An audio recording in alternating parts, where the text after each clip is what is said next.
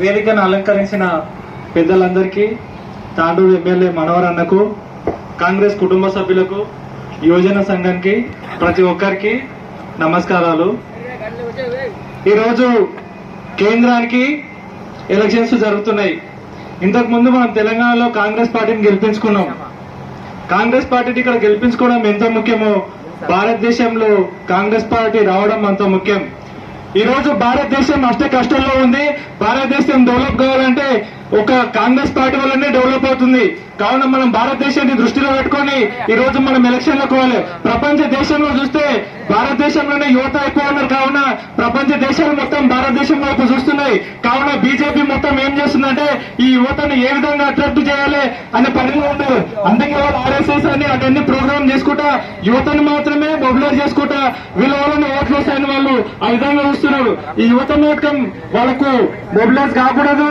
యువత మొత్తం భారతదేశం ఏ విధంగా డెవలప్ అవుతుంది అనే విషయాన్ని మనం ఆలోచన చేసుకోవాలి. మన భారతదేశంలో కాంగ్రెస్ పార్టీ ఉంటే గతంలో ఏ విధంగా డెవలప్ అయిన విషయాన్ని మనం గమనించాలి. ఈ 10 సంవత్సరాల మాత్రం ఒక విశ్వవిద్యాలయం అన్నట్లు కానీ రామాలయం టెంపుల్ కట్టిండ్రు. రామాలయం టెంపుల్ కట్టడం భారతదేశానికి ఎంతో గర్వకారణం. అదేవిధంగా ఒక విశ్వవిద్యాలయం పేదతో కట్టింటే ఇంకా సంతోషపడేవాళ్ళం. కానీ మన పిల్లలకు మాత్రం యువత మాత్రం ఎవరికి మాత్రం చదువుకు దూరం చేసి కేవలం భక్తి మార్గంలో పంపిస్తున్నారు. భక్తితో పాటు చదువు ఉంటేనే ఒక దేశం డెవలప్ అవుతుంది. కావున ఆ విషయాన్ని బీజేపీ వాళ్ళు చాలా వెనుకంజ వేస్తున్నారు.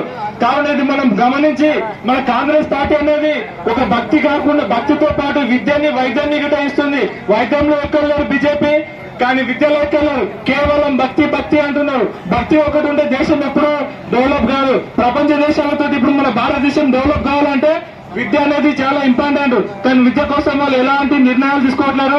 వైద్యం కోసం కూడా ఎలాంటి నిర్ణయాలు తీసుకోవట్లేరు.